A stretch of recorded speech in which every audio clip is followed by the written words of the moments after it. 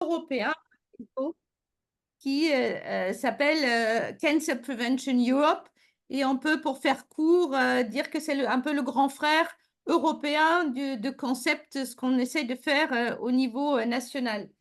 Joachim est également membre, et donc le cirque et d'autres collègues du cirque, membres du réseau Concept. Et dans ce cadre-là, donc c'est un très grand plaisir de t'accueillir, Joachim, pour nous faire cette présentation sur les facteurs environnementaux et les cancers attribuables à ces facteurs, mais également de partager avec nous les réflexions en cours, comment on peut créer des synergies entre les interventions ciblant l'environnement et plus particulièrement changement climatique et des actions de prévention sur les cancers. Pour ceux qui connectent pour la première fois sur ce Meet and Share, je vais faire une présentation très rapide en 4 slides du réseau Concept. Et donc, j'ai la main pour partager le diaporama qui est parti.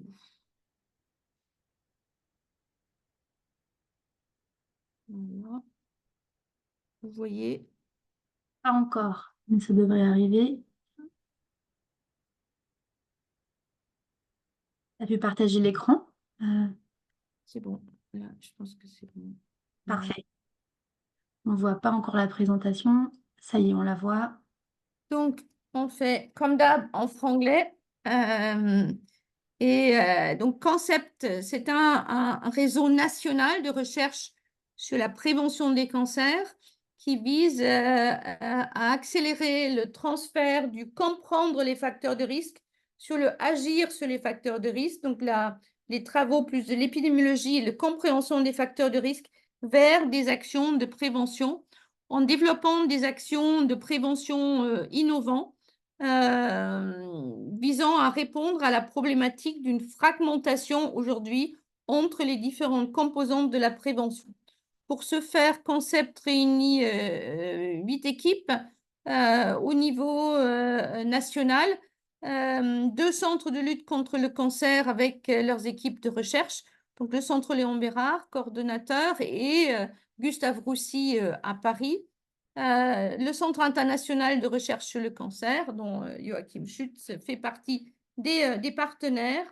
L'équipe Nutrinet qui coordonne, ou l'équipe RN qui coordonne la grande cohorte Nutrinet au niveau national, que certains d'entre vous connaissent probablement. Et puis, 3 équipes sur les sciences humaines et sociales et qui apportent leurs méthodes et concepts au développement de stratégies de prévention innovantes. Et puis, nous avons également un partenaire du terrain, c'est l'IREPS Auvergne-Rhône-Alpes, et donc qui sont engagés avec les acteurs sur le terrain, sur les actions de prévention. Donc, l'objectif, c'est de développer des approches innovantes en prévention en créant des synergies entre notre recherche très interdisciplinaire, l'expertise du terrain et des approches participatives, à la fois avec les citoyens, mais également avec les décideurs et acteurs des politiques publiques.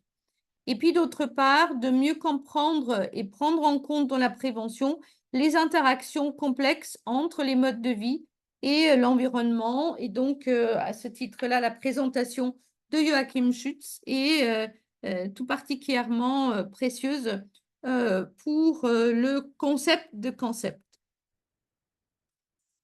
Le réseau travaille en fait sur 3 différents types d'activités. Tout d'abord, c'est effectivement construire avec les différents acteurs impliqués un environnement méthodologique et conceptuel partagé, ce qui est challenging vu le nombre de disciplines et d'équipes autour de la table, de développer ensemble des projets de recherche intégrant les approches participatives, et puis des activités de réseau et ces séries et conférences mensuelles de Meet and Share sont très clairement une partie, une composante de ces activités de réseau, et très grand plaisir de partager ces moments de science ou de nouvelles sur la prévention avec un public plus large et également d'accueillir de plus en plus de jeunes chercheurs au sein du réseau Cancept.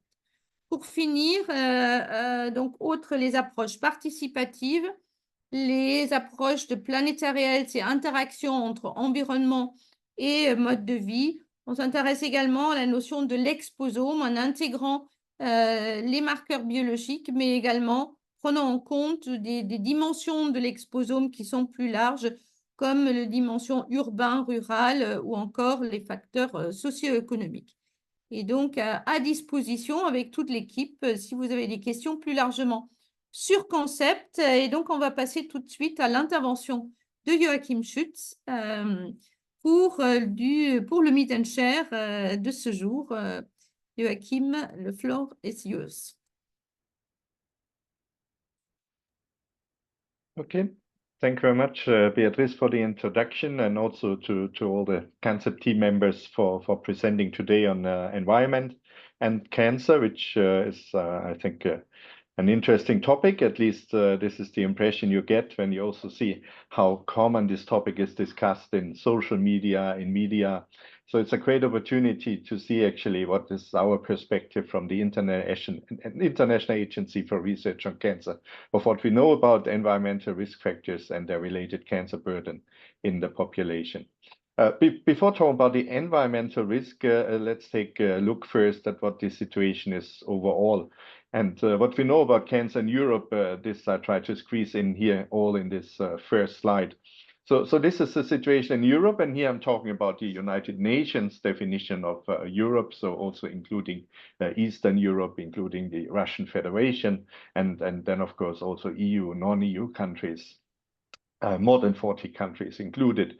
And then every year at the moment for 2022, for instance, has been estimated that in this population, we had a bit more than 4 million new cancer patients, people diagnosed with cancer. And from projections, we can estimate that this number is going to increase, so that in about 30 years' time, actually the annual number of new persons diagnosed with cancers will increase to more than 5 million. So this is an increase by almost 25%, which means that cancer is really one of the major diseases and common causes of death in Europe. And it also shows that actually we can solve this cancer epidemic not only with improvements in treatment, because I mean it's also an economic factor, and not only the monetary resources for treating all the cancer patients, but where should all these oncologists, specialized nurses, rehabilitation centers come from to take care of an increasing amount of cancer patients. And this is especially sad because we do know a lot of things and behaviors we can change, exposures that we can avoid to prevent almost half of this cancer burden. So this is what the pie diagram here on the right side is showing. So if this is the totality of cancers at the moment, then we first have the bad news that we have still 50% of causes of cancer that we have not identified. So for all the young researchers here in the audience, there's still a chance to win some Nobel Prizes. But it's also showing that we should not stop with the research and also the etiological research, even when probably at the moment we are not constantly celebrating big successes. It's very important to keep going and see whether we can identify more causes of cancer. And especially in the environment, there's a lot of open questions whether the environmental cancer burden, as we estimate it at the moment, is not bigger than we think. But what do we know about cancer? So this red part here, which is about 20% of the cancer burden, this is caused by tobacco, so mainly cigarette smoking. And this is particularly embarrassing in a way because we know that smoking is causing cancer for more than 6 decades. So prevention still has to be more successful. It means that almost 1 out of 2 preventable cancers is still due to tobacco in Europe. Another big kind of block of cancer-causing agents are related to diet, physical activity.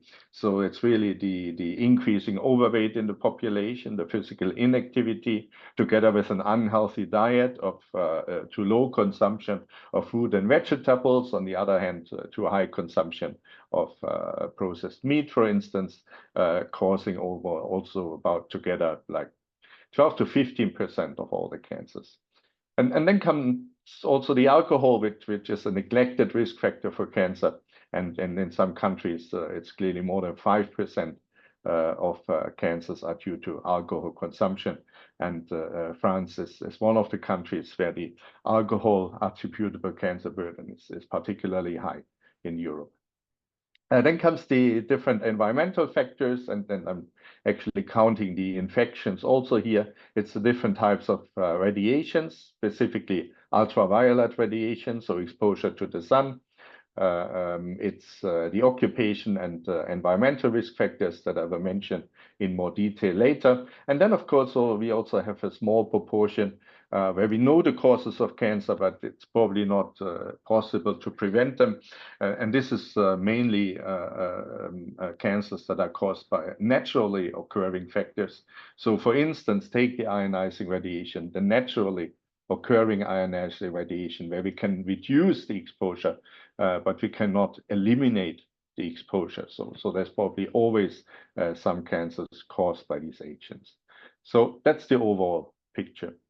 And if you look at the cancer burden, we have two different ways of looking at it, because this is that the number of cancer patients in the population is determined by the risk of a certain cancer in the population and also the size of the population at risk.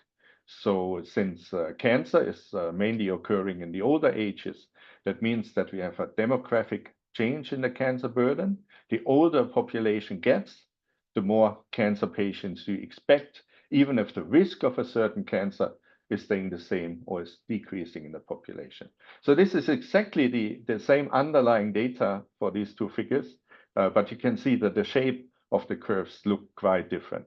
So let's take a look at the first one, because this is describing the risk of cancer. And here we are looking at lung cancer in the Nordic populations, because the Nordic countries have a long history of cancer registration. So you can go back even to the 1960s to see how large the cancer burden was. And this is the lung cancer incidence rate, age-adjusted incidence rate. So you're accounting for this aging effect in the population to explain the risk, where you see that from the 60s to the mid-80s, the risk of lung cancer really went up in these Nordic populations. But then we see a steady decline from then on. However, still the risk is almost the same as it was 60 years ago. Unfortunately, in women, we see a different pattern, namely a steady increase of the lung cancer risk in this population. And you can see that the two curves are almost meeting. And I think Sweden is now the first country where actually the lung cancer rate in women has surpassed the one of men. If you look at the number of patients, however, and this shows really the demographic change in the population happening at the same time. So you also see this increase in men in the early years, then a kind of a leveling off. And then this increase in the number of patients is really due to the aging of the populations. Since the size of the populations in Europe is not changing so dramatically like in other parts of the world, it is really this increase in life expectancy and a larger number of elderly people that changes the size of the population at risk. So you see a much steeper increase even in the women here, and you also see an increase in the men. So the tobacco-related cancer epidemic, because tobacco is the main cause of lung cancer, it was not the highest in the 1960s to 1980s, where most people were smoking, but it's still so many people smoking that actually the highest tobacco-related cancer epidemic is today. And when we talk about prevention, we also have to keep one thing in mind, and that is now the last one of my more general introduction. And this is that it takes a long time between implementing the primary prevention that you see the positive effect in really the prevention of cancer. And this is an example of mesothelioma, which is a cancer of the pleura. And we're using this example because it's mainly one cause that is causing this specific type of cancer, and this is exposure to asbestos. So you can really see in the cancer rate of how the exposure to the agent has changed in the population. And here you can see that there's actually a very long duration between the exposure and the occurrence of the cancer, because asbestos has been banned for use in the early 1990s in Europe. And you see that even today, we have an increase in the cancer mortality of this cancer. And this is figures actually from West Germany, and only a kind of reversal of this trend since the early 2020s. But you can still see, even in 2030, we will have the same number of asbestos-related cancer deaths in West Germany that we had in the year 2000. And this is a cancer with a particularly long latency between the exposure and the cancer. But also for other cancer-causing agents, we know that it takes usually 5, 10, 20, or even more years for the cancer to develop. And of course, then to reverse the trend by primary prevention, it takes more or less the same time. So the success of primary prevention, we cannot really directly measure with the cancer burden, but we have to see whether we have a reduction of exposure, and then we can project these changes that are going to happen in the future. So that means cancer is not really an early indicator of changes in the environment. Cancer is more an indicator that we've been doing something wrong in the last 10, 20, 30 years. So this is a summary again of now the contribution of environmental factors to the overall cancer burden. Starting with the occupational carcinogens, causing around 3 to 4% of all cancers in Europe. And we have more than 60 really occupational hazards that have been identified as being carcinogenic. Many of them are only used in very specialized occupations. So for instance, vinyl chloride is a carcinogen, but it doesn't cause more than 5 cancers in France per year. So that the related cancer burden is very low. And the major driver of occupational cancer, this is asbestos, responsible for about 50%. We know which interventions to undertake to actually prevent these cancers by regulatory frameworks and, of course, compliance with the laws in place for worker protection. So the vast majority of these cancers appears to be preventable, maybe not all, because, I mean, some exposure in some of occupations. In construction, you will always have some exposure to dust. It probably cannot go to zero. Same is true for ultraviolet radiation, which is causing about 2 to 3%, mainly due to leisure time activities, sun-seeking behavior, smaller proportion, but also a significant proportion from sunbed use, which of course is totally avoidable. You don't have to go there. There's no advantages of going to sunbeds. So the interventions here are prevention campaigns, and the cancer burden can be significantly reduced. Maybe again not be eliminated because UV radiation will always be there. Radon is a contributor that many people don't know. So it's a naturally occurring radioactive gas. It's caused about 1% of the cancer burden in Europe. And there are interventions to actually reduce radon levels in your house if you have increased levels. But again, because it's a naturally occurring exposure, it can probably not be eliminated.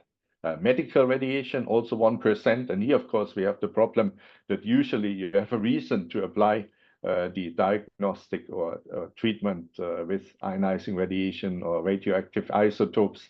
So the intervention can only be dose optimization, but in emergency situations, when you need an emergency computed tomography, for instance, that's of course more important than the radiation exposure because it's potentially life-saving.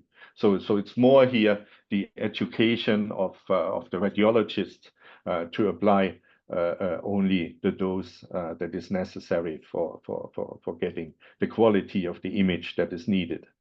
Ambient air pollution is probably something people would have expected higher on the list, but this is our estimate today, that it's causing about 1% of cancers. But as I said before, this is reflecting more or less the air pollution levels that we had 10 to 20 years ago. However, in some regions, actually, the air pollution has improved. I mean, especially industrial sites. Now there's much more regulations.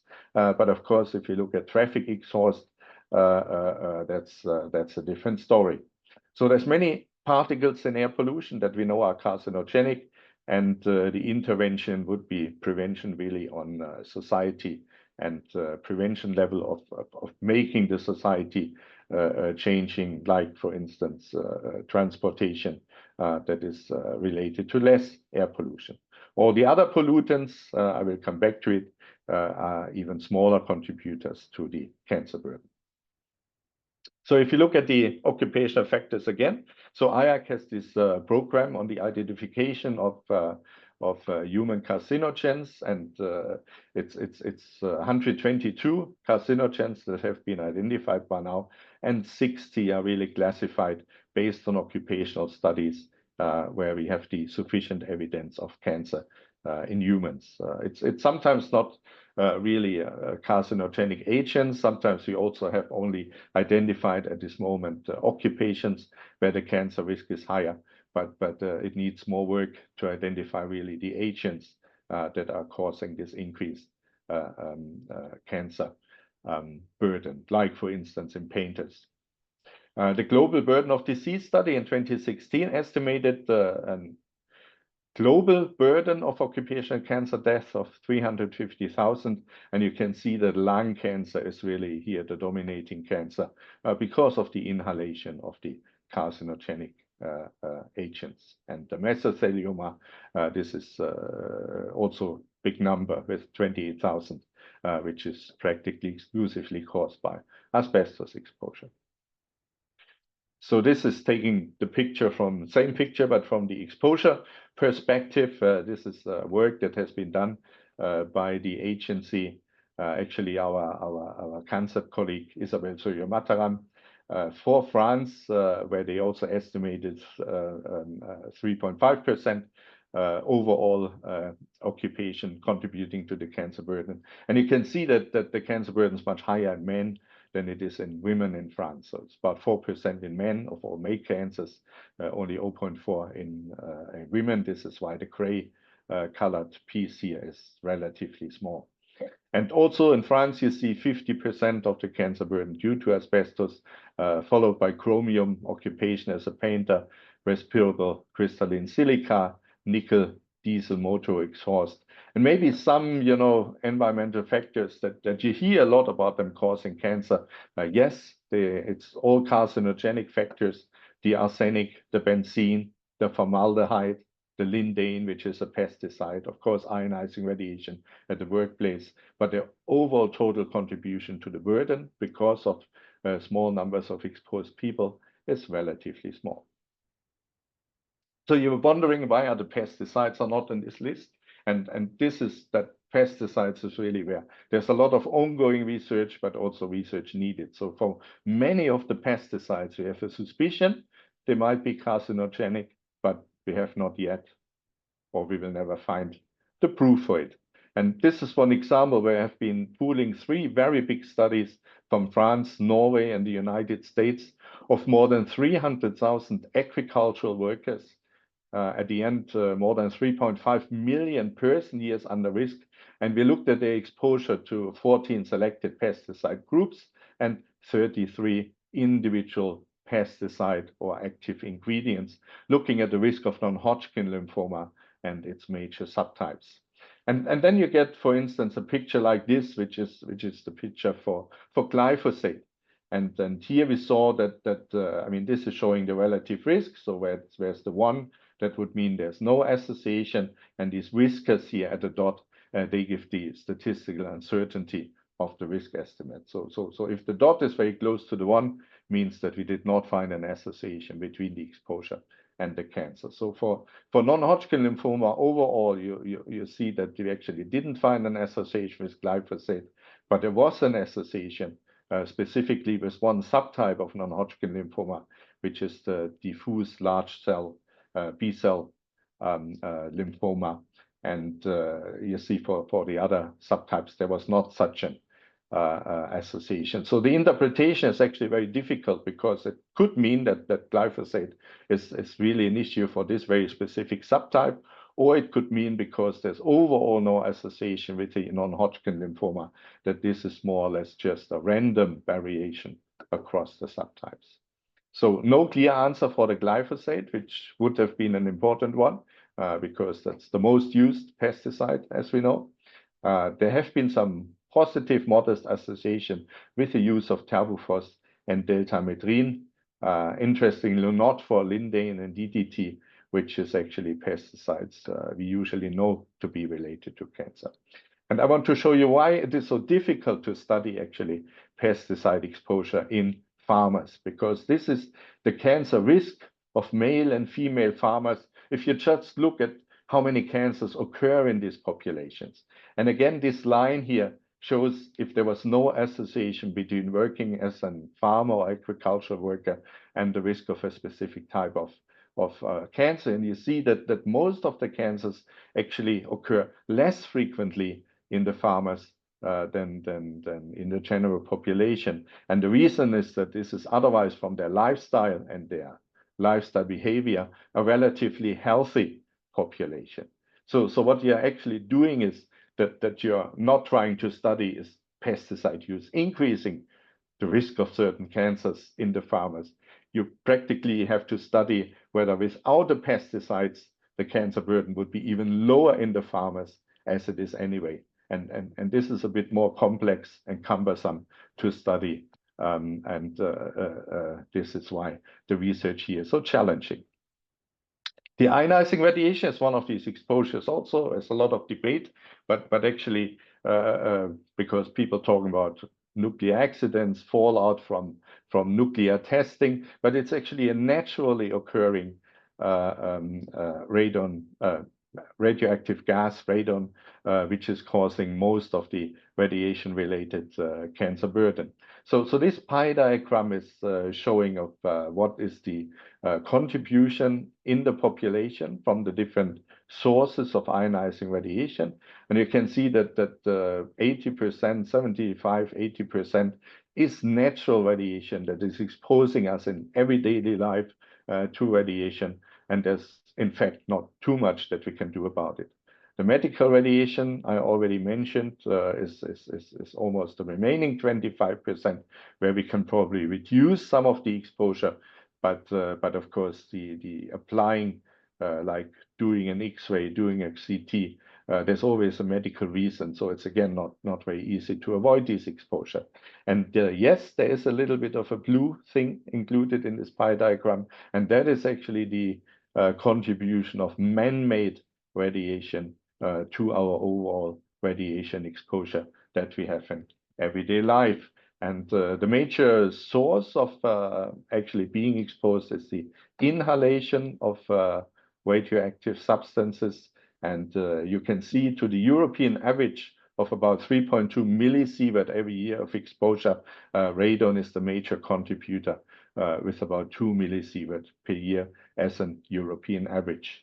Other bigger contributors, this is the natural terrestrial radiation from radioactive substances in soil and rocks, and also the cosmic radiation that we shouldn't forget. So it's the external radiation that is also exposing us. So we can reduce some of the exposure, specifically to the radon. And this is when we look at this slide here, which is combining all the case control studies in Europe that have been done on radon and lung cancer risk, because we do see a clear dose-response relationship, which means that if we cannot eliminate the exposure, but we can reduce the doses of people, then we would also prevent a certain percentage of cancers. So you can see that there's actually no threshold of exposure. So even the lowest dose of exposure to radon is increasing your cancer risk, but it gets, as you can see, clearly higher with increasing doses being but twofold at average exposures of more than 600 becquerel per cube meter. So the radon levels in houses can be measured, and it's a recommendation that we do in the European Court Against Cancer, that if you live in an area that is known for having higher radon levels, and there's maps provided by the JRC, which is a joint research center of the European Commission, that you can see whether you live in such an area or not. Then you can measure the radon levels in your house, which usually, if you have increased level, you would find them on the ground floor or in the basement. And then with changes in the air pressure or ventilation, you can actually reduce your domestic exposure to radon. So what you see is a 16% excess risk per 100 becquerel per cube meter. And there's a strong evidence for no threshold in exposure. And so this is why actually WHO recommends 100 becquerel per cube meter as an action level. So if this is the level that is measured inside your home, you should consider of taking any preventive measures.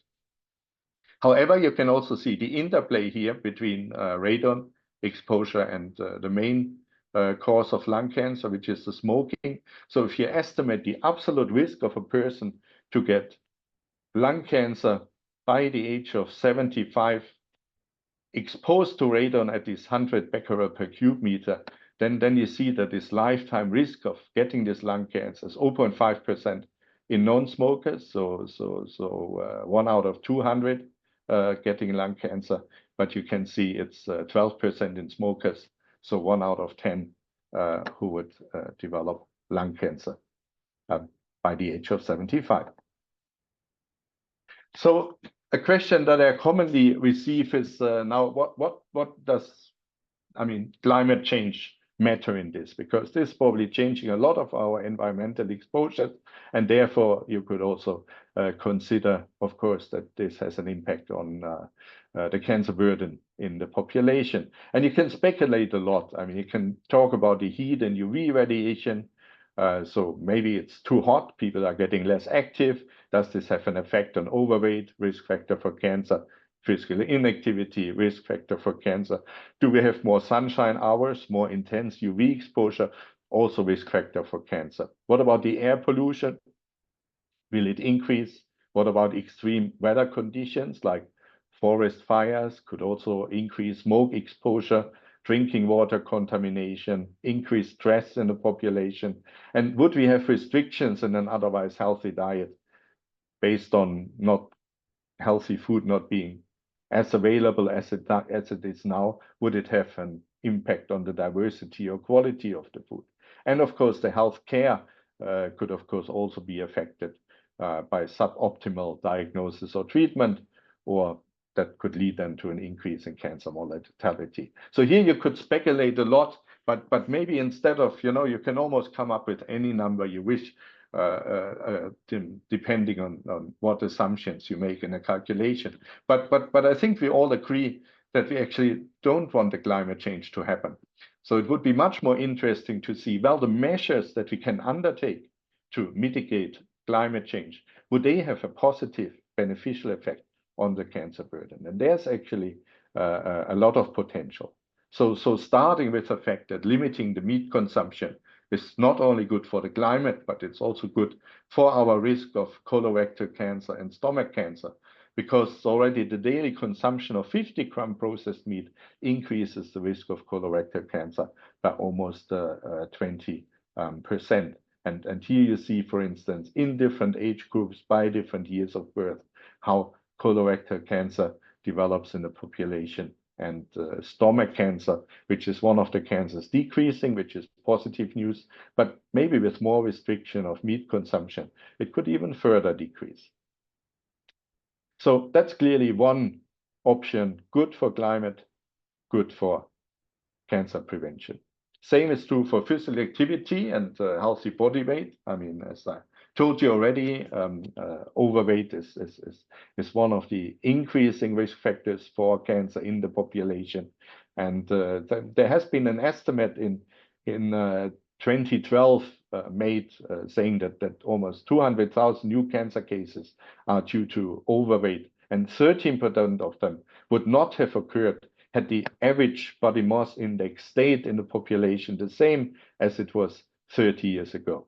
So that clearly shows the potential this would have in the population by increasing physical activity, so that, for instance, more bicycling, walking instead of using a car, using stairs instead of the elevator.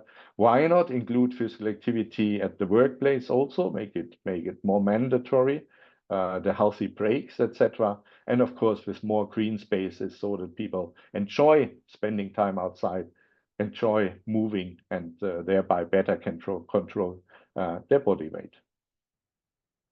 Obviously, also positive effect on UV radiation, and this figure here shows the proportion of malignant melanoma that is caused by UV radiation in different European countries. And you can see that it's even around 90% in the Nordic countries, a little bit lower in some of the southeastern European countries. Mainly, of course, influenced also by the composition of the skin types of the typical populations in those countries. Overall, about 80% of all malignant melanoma, which is already the most aggressive skin cancer type, are attributable to UV radiation, which corresponds to 80,000 cases, for instance, in 2012. And here, of course, for the climate change mitigation, less traveling probably during vacation to these places where you're only lying in the sun on the beach. Closing of sun studios could also reduce energy consumption, of course. And of course, making sure that there's shade in public places, that people can avoid, especially during the peak hours, too much exposure to the sun. So also some potential here. And finally, of course, the air pollution, so reduction of air pollution levels will, of course, also be beneficial for the cancer prevention. Again, here you have a map of Europe where the air pollution matters more in Europe. You see Turkey, that's here with the highest attributable fraction, so that's proportions of lung cancers caused by particulate matter. And this is where you find France, for instance, with 1 to 3%, only a bit lower in some of the Nordic countries. So ambient air pollution, the particulate matter is the main contributor, but there's more carcinogens in the air, like the diesel exhaust, diesel motor exhaust, or of course emissions from industry. We should not forget about the indoor air pollution. So it becomes more popular again to have a fireplace in your summer house, which is not a good idea for cancer prevention. It may be romantic, but not good for cancer prevention because of the smoke exposure, and of course heating and cooking with solid fuels is also known to be carcinogenic, as well as the household combustion of coal. So also not forgetting passive smoking here, which of course is a major source of indoor air pollution. So finally, some conclusions. So environmental factors, pollutants, radiations, occupational carcinogens are at the moment estimated to account for about 10% of today's European cancer burden. The major contributors are occupational carcinogens and UV radiation. The main cancers caused by environmental factors are lung cancer really dominating, and of course, because of the UV radiation, also skin cancer. However, the actual contribution from environmental factors may be underestimated because we have a lot of scientific uncertainty about cancer risk at very low exposure levels. We have challenges in really accurately measuring exposures in epidemiological studies to estimate the cancer risk, and a lot of ongoing work. And we need a lot of measurement studies to really understand exposures. For some exposures, again, that are very prominent in the news, like the PFAS at the moment, we are really far away from having good exposure proxies that we can use in studies. But we can see, of course, from the measurement studies that it's a very common exposure in the population. And also the synergistic effects from combined exposures are not well understood at this stage.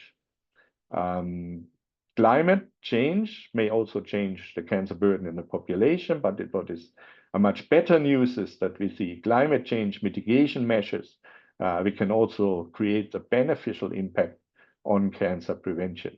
So we should really join forces with the climate change mitigation measure people, because we are clearly on the same page here and having the same interest.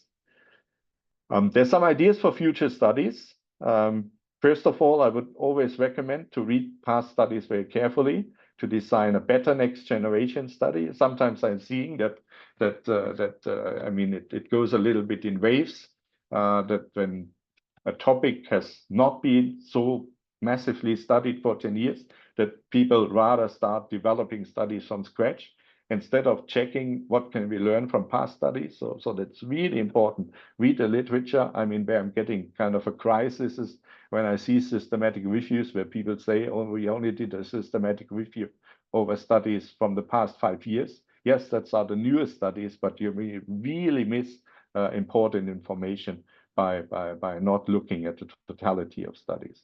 And for future studies, we also need a better integration of epidemiology and genetic, epigenetic, and mechanistic studies. And finally, just taking the opportunity, that's a recommendation to all of you. Follow the recommendations of the European Code Against Cancer, spread the word and tell everyone that it exists, because that's the way to achieve this almost 50% of preventable cancers that we can already achieve now if all the recommendations that we know how to reduce our risk of cancer are followed. So I'm mainly talking about this work, but I also want to show you all the people who are doing all this work. So here's a small snapshot of the environment and lifestyle epidemiology branch at IAC. A lot of smiling, friendly people who do really fabulous research. And otherwise, to all of you, instead of only watching football games at the moment, there's also other interesting things to do, namely looking at the different websites here, especially reading the European Code Against Cancer. Look at the Cancer Prevention Europe website. There's more information on prevention. And if you like to also, I mean, look at these numbers yourself and create your own statistics about cancer burden, you can do this on the interactive website of the Global Cancer Observatory that is provided by the Cancer Surveillance Unit of the agency. That's also very informative. And by this, I reach the end, and thank all of you for your attention.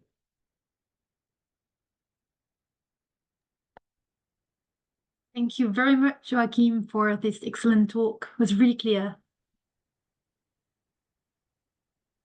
We do have some question already on the Q&A. Thank you. Do you have data for endocrine disruptors? We do have data for endocrine disruptors. The question is, what does it tell us? So I can describe one situation where we actually where a lot of work has been done, and I mean, a lot of the pesticides actually the mechanism that we think is could be the one that is causing the cancer is through endocrine disruption. So I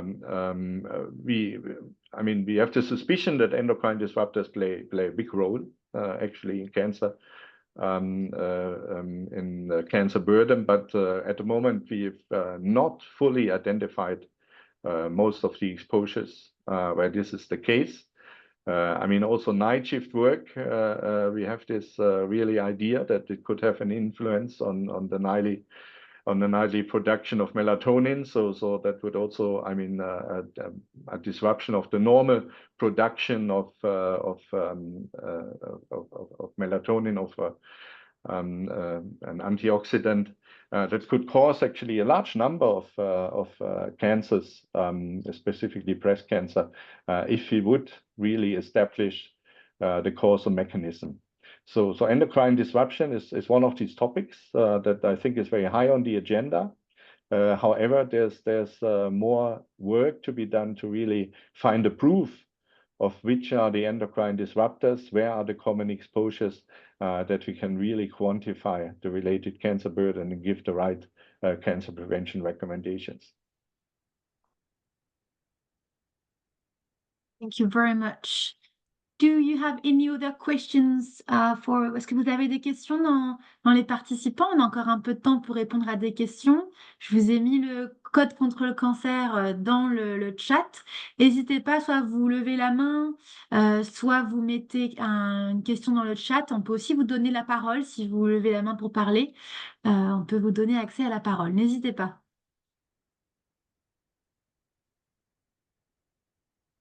Et en attendant, Béatrice, si tu veux poser la question. Faut juste que tu te démutes par contre. Voilà, c'est bon.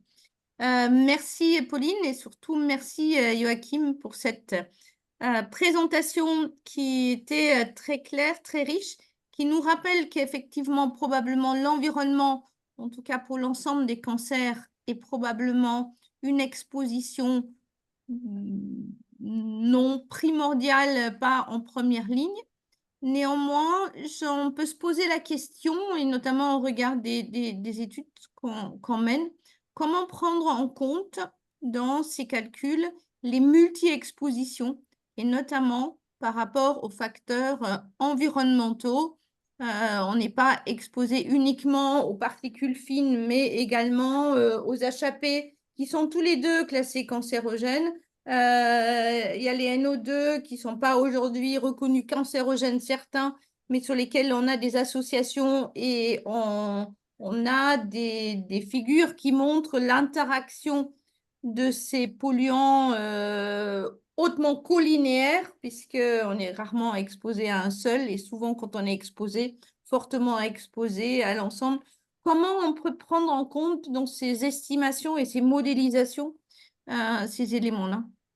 I mean, that's a very good question. I think I could talk another 45 minutes to give a comprehensive answer, but it's a really good question. I mean, from the perspective of let's say statistics, we would know how to deal with it. I mean, we have the methods in place that we can actually identify interactions between different exposures. The problem is usually that for the detection of these really interactions between, as you say, parallel exposures or even consecutive exposures that are a mechanism, the sample sizes even have to be bigger, the ones of studying, like say, an individual cause of cancer. So that's a big challenge that a lot of the studies that we have done in the past would not just be able to provide this information because we get lost in the statistical uncertainty. That it's important, we know very well. I mean, I showed the example between the radon and the smoking, where actually even the radon-related risk in the smokers is so much higher that if actually everybody would stop smoking, we would at the same time eliminate more or less most of the radon-related lung cancer risk in the population. So you can see that it's really sometimes the interaction. And then comes the next point, and this is how do we express this in the cancer burden? Because here we are actually usually only looking at one factor, but you are right when we, I mean, scientifically this is a way forward. But if we communicate with really health decision makers, we should probably find a different way of also explaining these complex interplays. And otherwise, really probably from the scientific merits, I think looking at the interaction is really the way forward. I mean, we have a lot of hypotheses already where we think that also the order of exposure could be very relevant. I mean, taking again the UV radiation, where we think that for the melanoma, it's actually the exposure during childhood and adolescence that is a big driver of your melanoma risk. But you get a melanoma at the age of 50, 60. So maybe there's other steps needed even in the exposed people, of who of them develops the melanoma or not, where we have to understand all the steps, and then probably also at a later step we can make successful prevention, because now for the 50-year-olds, if it's really the exposure as adolescents that counts, I mean, what can you recommend as a prevention measure? So it's an extremely important question, and it's an extremely important field of research. And we have a question from Bernard Srour from our network Cancept. Thank you so much, Joachim. Do you have studies on the impact of policies to reduce the exposure to environmental risk factors? And are the politics sensitive to these topics, or is the power of the lobbies always stronger? So you've talked about individual behavior change, but what about politics? The answer is yes and no. So yes, I mean, for environmental factors, I mean, here we really need the regulatory frameworks because we have a lot of exposure, you know, where it goes beyond the control of the individual to really, I mean, do successful prevention. On the other hand, sometimes it's also the combination between your own behavior and between a regulatory framework. Again, take the UV radiation. I mean, it's a regulatory framework that, for instance, for the outdoor workers, you should make sure that you offer possibilities for protection and also that they can take breaks in the shade. But then comes the behavioral component that people also have to use it. So it's a two-step thing. I'm saying also no because it's sometimes a very let's say, exhaustive process of convincing the decision makers and politics to take action. And I think the reason is that what I showed you on one of these slides, and this is the very long time that you have between, you know, that you undertake the prevention measures and that you can see the success. I mean, the COVID pandemic was a good example, you know, where politicians said, oh, from tomorrow on, you have to wear a mask and you have to stay home. And 3 days later, you could see that the incidence was going down. So that's what politicians like. When I come with my asbestos and I tell them, okay, now you have to do really worker protection. And in 30 years, I can tell you that actually the rates are going down.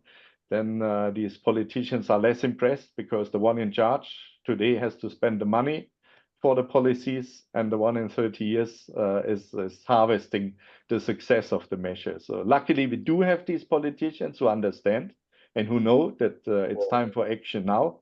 But I think the process is a bit more elaborate than it is in other areas of prevention where you can see an immediate success, because the success in cancer and environment is not immediate.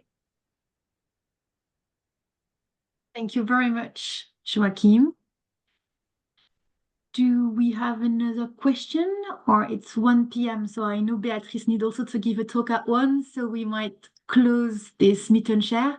Merci infiniment, Joachim, pour ce talk très concret, très efficace pour comprendre les facteurs de risque et ce qu'on peut faire à notre niveau individuel et au niveau des politiques publiques. Et j'en profite pour préciser que notre prochain meet and share de septembre aura lieu le lundi 23 septembre à 18 h et on aura le plaisir d'accueillir Darren Brenner sur l'utilisation des données dans la prévention au Canada. Béatrice, est-ce que tu veux donner le mot de la fin?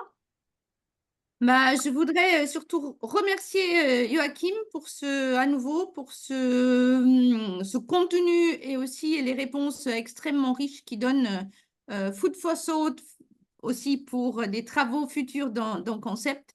Et merci à nouveau Pauline pour le Smoothly Organization. Et merci à tous ceux qui nous suivent pour ce Meet and Share. Et à très bientôt. Merci beaucoup à tous. Merci Joachim. Et vous pouvez continuer à nous suivre sur LinkedIn pour la discussion. À bientôt. À bientôt.